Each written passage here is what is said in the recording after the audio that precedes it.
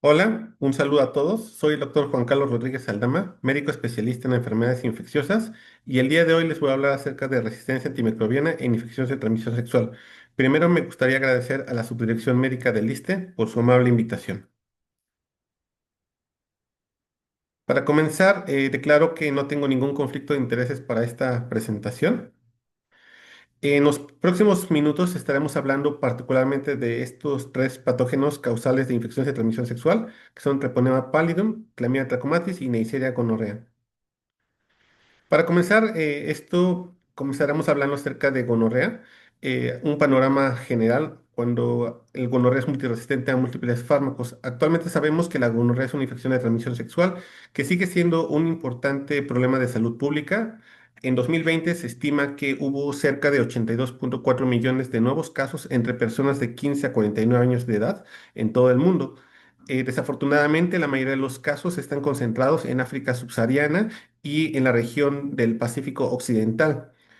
Sabemos que la resistencia a los antimicrobianos apareció poco después de que se comenzaran a utilizar los antimicrobianos y ha seguido aumentando durante los últimos años, afectando a medicamentos como las tetraciclinas, los macrólidos, las sulfas y combinaciones con trimethoprim y recientemente en el caso de gonorrea, quinolonas. Sabemos que en muchos países la resistencia a ciprofloxacino es extremadamente elevada, la resistencia de acitromicina va en aumento y la resistencia o disminución a la susceptibilidad de cefixima o ceftriaxona continúa emergiendo, recordando que estos últimos dos antibióticos tienen actividad contra gonococo, particularmente la ceftriaxona.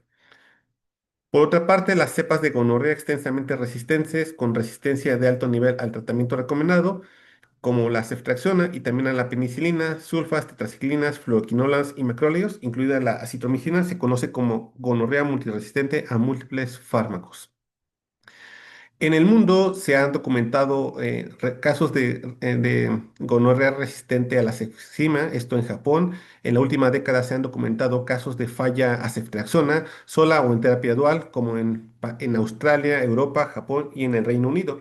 Por otra parte, en 2016 se confirmó el primer caso de un fracaso para curar gonorrea en el Reino Unido en un paciente que tenía una infección faríngea con terapia dual. Actualmente sabemos que circulan cepas resistentes a la ceftriaxona a nivel internacional en países como Dinamarca, Francia, Japón y el Reino Unido.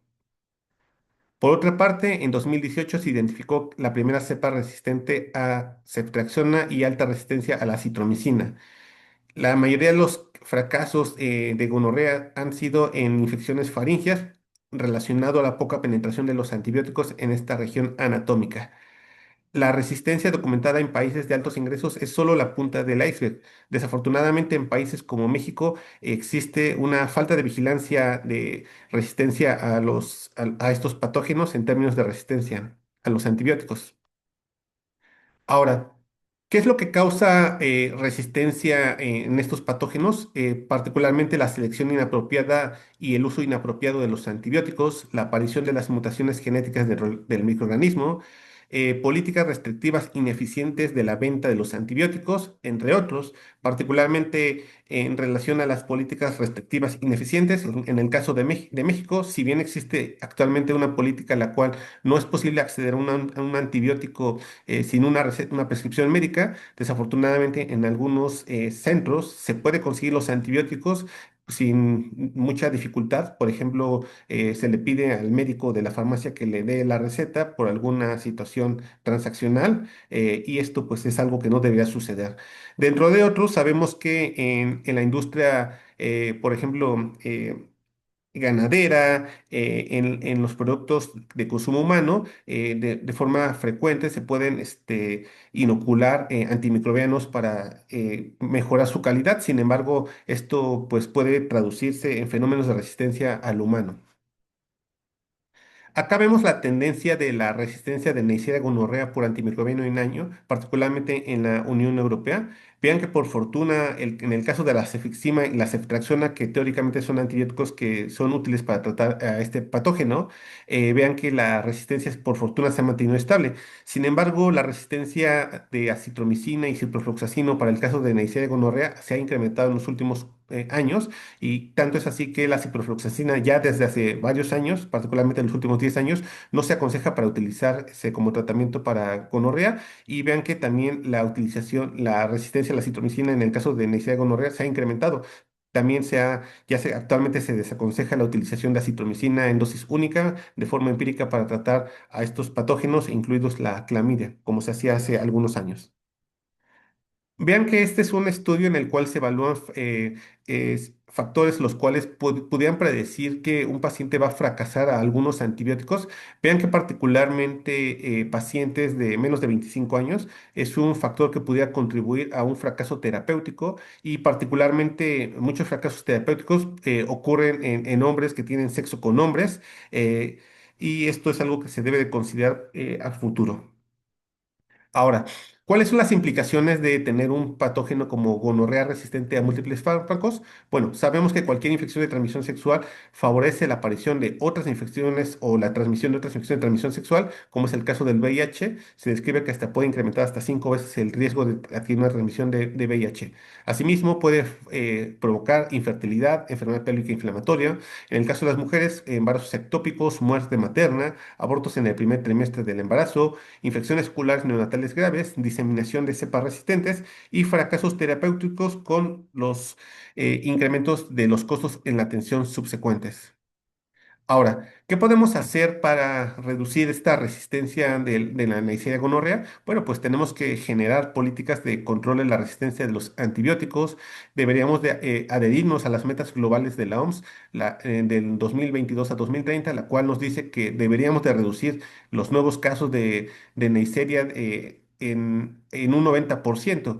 Es decir, pasar de un 82,3 millones de 2020 a 8,23 millones para 2030. Se debe de impulsar el desarrollo de vacunas contra gonorrea. Esto es algo de lo cual no se va a hablar. Sin embargo, existen algunas publicaciones en las cuales, utilizando otras vacunas, no necesariamente Neisseria gonorrea, pudieran tener algún impacto en la reducción de los casos de Neisseria gonorrea. Por otra parte, se debe de favorecer la prevención y tratamiento de tratamientos adecuados en infecciones de gonococo. Se debe de hacer una regulación efectiva de los antibióticos. Se debe fortalecer la vigilancia de la resistencia antimicrobiana. Desafortunadamente, muy pocos países reportan resistencia de gonococo. Incluso lo que se propone como meta internacional es que más del 70% de los países deberían de reportar cómo nos va en términos de resistencia con el gonococo. Deberíamos de formar una red global y regional de laboratorios para cultivos y vigilancia de la resistencia. Debemos de tener manejos de infección de transmisión sexual de calidad, impulsar la disponibilidad de pruebas y tratamientos el mismo día, monitorizar los fracasos terapéuticos, investigación en pruebas de bajo costo, detección de resistencia y nuevos tratamientos. Ahora, hablaremos un poco acerca de Clamidia trachomatis. Clamidia trachomatis sigue siendo una de las infecciones de transmisión sexual más frecuentes en el mundo. Se sabe que entre el 70 y el 95% de las infecciones ocurren en mujeres, y más del 50% de los hombres son asintomáticos. Por otra parte, las personas jóvenes, menores de 25 años, y personas con múltiples parejas son personas que tienen un riesgo elevado de adquisición de infecciones de transmisión sexual, particularmente Clamidia trachomatis, y algo que puede dificultar el diagnóstico y su tratamiento es el curso silencioso de esta infección, lo cual a menudo permanece como una infección silenciosa y con un tratamiento tardío. Ahora, respecto a las complicaciones y la urgencia del control, particularmente en las mujeres, sabemos que es un factor de riesgo para enfermedad pélvica inflamatoria. Puede ser causal de dolor pélvico crónico, infertilidad. En los hombres puede ser un causal de uretritis, epidimitis y una artritis reactiva. Es importante señalar que el 70% de las mujeres con una infección vaginal o cervical también tienen una infección rectal concomitante, lo cual es un contribuyente para un riesgo de una infección por autoinoculación.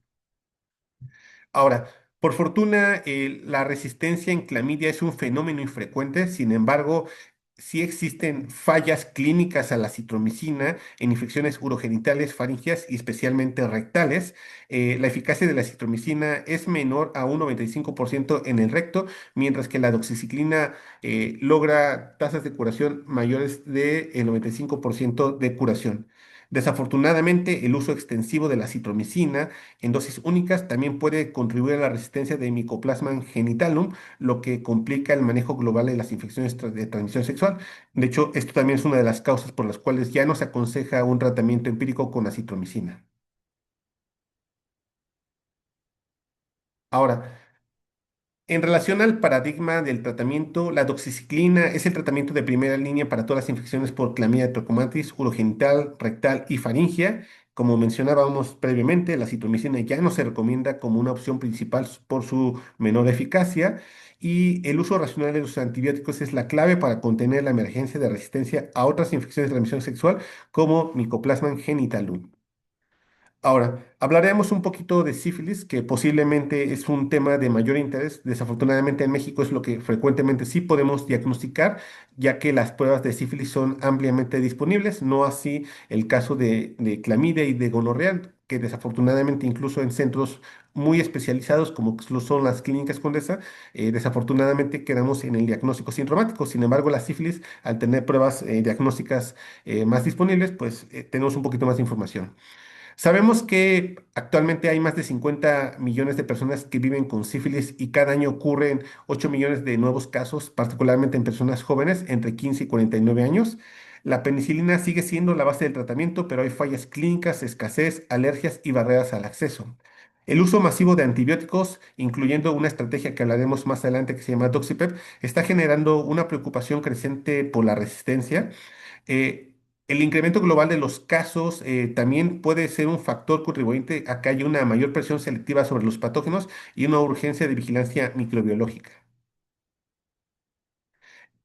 Desafortunadamente también hay casos de sífilis resistentes, sin embargo está más reportado en relación a los macrólidos. Sabemos que los primeros casos de sífilis resistentes contra, por ejemplo, eritromicina ocurrieron en la década de los 60 a los 70.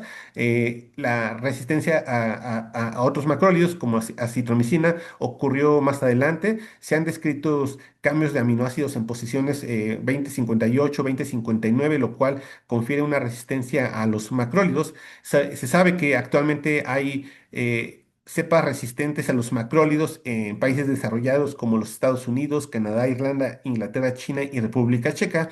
Y estas mutaciones han convertido a los macrólidos en confiables, en tratamientos no confiables para el tratamiento de la sífilis. Eh, ¿Qué hay acerca de la sífilis resistente a la penicilina? Si bien la penicilina sigue siendo eficaz, están surgiendo algunas señales de preocupación respecto a la resistencia a la penicilina, hablando de sífilis. En 2022 se reportó el primer caso clínico de falla a la penicilina intravenosa en un paciente con neurosífilis. Sin embargo, acá tenemos que tener cuidado en términos de que es resistencia, fracaso clínico o fracaso o respuesta no microbiológica porque pudieran ser términos que se pudieran confundir. Sin embargo, también se han identificado mutaciones en genes reguladores de la penicilina, lo cual pudiera contribuir a fracasos terapéuticos y posiblemente esto sea mediado por modificaciones en las proteínas fijadoras de la penicilina, cambios en la cápsula bacteriana, así como cambios en las proteínas de la membrana externa, la cual pudieran evadir al sistema inmune y reducir la penetración de los antibióticos. Desafortunadamente, en el caso de sífilis, desde 1990 han incrementado los casos de sífilis en todo el mundo y sabemos que distinto a la penicilina, que es el tratamiento de primera línea, antibióticos alternativos como la doxiciclina y la ceftriaxona pudieran tener limitantes como opciones terapéuticas. Particularmente, una de lo que frecuentemente nos causa algunas dudas es la posible eficacia, posiblemente también debido a que no existe tanta información al respecto. Por otra parte, los fallos terapéuticos asociados a la utilización de Doxipep, que hablaremos ahora, más mutaciones emergentes contribuyen al riesgo de la penicilina. Por lo cual es una necesidad que se generen nuevos antibióticos o se busquen nuevas opciones de tratamiento oral o incluso intravenoso que pudieran cruzar la barrera hematoencefálica en casos de neurosífilis, así como opciones seguras en mujeres embarazadas y tener una monitorización genómica constante. Ahora, Hablaremos un poco acerca de una estrategia novedosa para la prevención de sífilis y otras infecciones de transmisión sexual, particularmente clamidia y gonorrea.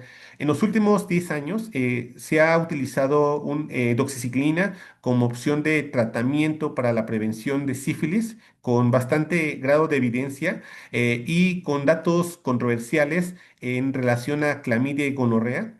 Y particularmente esto se ha estudiado en eh, hombres que tienen sexo con hombres y mujeres transgénero, independientemente vivan o no con VIH. Y se utiliza un antibiótico que se llama doxiciclina, particularmente iclato de doxiciclina, a dosis de 200 miligramos después de una relación sexual no protegida. Como criterio de elegibilidad, en los ensayos clínicos se ha utilizado que hayan tenido una infección de transmisión sexual en el último año o en recomendaciones de expertos se considera que también pudiera utilizarse como criterio de elegibilidad personas que tienen un riesgo elevado de adquisición de infección de transmisión sexual. Tanto es así que en el último año, hablo 2025, la OMS actualmente está evaluando esta información para diseminar la información. Sin embargo, ya hay algunos posicionamientos como en Estados Unidos, en Inglaterra, en Australia, donde se aprueba la utilización de doxiciclina a dosis de 200 miligramos en las primeras 72 horas de una relación sexual no protegida en las personas que hemos mencionado y con datos y la evidencia nos dice que pueden contribuir a una reducción sustancial de casos de sífilis hasta dentro de un 87%. También pueden contribuir a la reducción de clamidia en un 88% y posiblemente también una reducción en el caso de la gonorrea. Sin embargo, es un poco controversial acerca de la utilidad de clamidia y gonorrea, dado la resistencia de estos patógenos a la doxiciclina, como hablamos en los últimos minutos. En México, en las guías para el uso de los tratamientos antirretrovirales, ya existe un pequeño párrafo acerca de la prevención combinada. ¿Qué hablo acerca de prevención combinada? Prevención combinada es ofrecerle a las personas distintas opciones de tratamientos o utilización de preservativo como opciones para reducir la posibilidad de infección de transmisión sexual. Y debemos de tener este conocimiento porque desafortunadamente en México, por la falta de información en muchas sociedades médicas, creo que vamos un poco retrasados, ya que si bien yo como infectólogo estoy muy concernado acerca de la posible emergencia de la resistencia, como hemos hablado en los últimos minutos, la comunidad de las personas en México han empezado a utilizar doxiciclina en contextos no regulados y eso pues definitivamente creo que pudiera generar un mayor riesgo de resistencia, eventos adversos, que estas personas no están accediendo a métodos diagnósticos y tampoco se están detectando microorganismos resistentes. Eh, por eso es importante que si bien existen muchas barreras para la implementación adecuada de Doxipep, particularmente yo creo relacionados a la poca infraestructura en México para detectar estos patógenos resistentes, creo que tenemos que tener presente que la utilización está ocurriendo en el mundo con o sin la autorización de los médicos. Y al respecto, les presento una carta que se presentó en Lancet de Enfermedades Infecciosas el año pasado, en la cual se describe un testimonio de una persona que va con su proveedor de salud y que comenta que adquiere la doxiciclina a través de su proveedor primario de atención y que incluso esta persona que adquiere de forma, digamos, adecuada o legal la doxiciclina, la distribuye entre asistentes a fiestas sexuales y desafortunadamente esto es un fenómeno que está ocurriendo no solo en Estados Unidos, sino en todo el mundo. Y esto es por lo cual yo creo que debemos de ser un poco más proactivos en la implementación de doxiciclina, si bien trae riesgos de resistencia, para mí es clarísimo esto, pero debemos de tratar de acelerar los procesos para tener una implementación vigilada, ya que si no, las personas en la comunidad lo están haciendo de una forma posiblemente no regulada. Ya para terminar, es una charla muy breve, pero a cualquier persona, médico o no médico, que esté interesado en estrategias de prevención y infección de transmisión sexual o que tengan alguna duda relacionada a esta charla, por favor, les pido que me contacten a través de estos medios electrónicos. Muchas gracias por su atención.